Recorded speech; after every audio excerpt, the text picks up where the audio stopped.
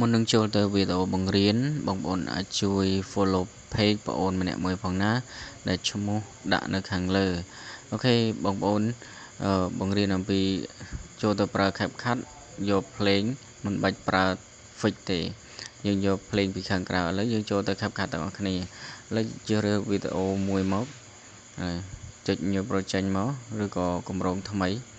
ឡូវជ្រើសរើសយកវីដេអូមួយណាដែលយើងចង់កាត់ឥឡូវឧទាហរណ៍ខ្ញុំយកវីដេអូមួយនេះចុះណាវីដេអូមានមនុស្ស2នាក់អាវក្រហមមួយអាវខ្មៅមួយអូខេបន្តមកទៀតគឺមុខមាត់បែបនេះឥឡូវយើងសាក់ប្រើ fix ទាំងអស់គ្នាយើងចូលទៅកន្លែងនេះមកអូខេយើងប្រើ fix មើលនេះឥឡូវវាជាប់ pro អញ្ចឹងដល់ពេលភ្លេងយើងត្រូវការវាជាប់ pro អញ្ចឹងឥឡូវយើងធ្វើម៉េចមានតែយើងយក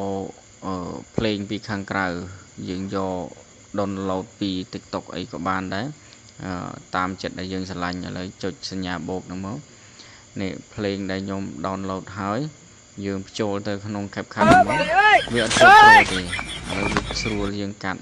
ខ្ញុំចង់កាត់បែបណាក៏បានដែរណាវាមិនជាបញ្ហាទេឥឡូវយើងសាក់ play មើលសាក់ play ដល់ពេលវាចេញមកភ្លេងហើយយើងមិនបាច់ធ្វើអីទេយើងនាំចេញទៅខាងក្រៅប៉ណ្ណឹងវីដេអូរបស់យើងគឺជោគជ័យដល់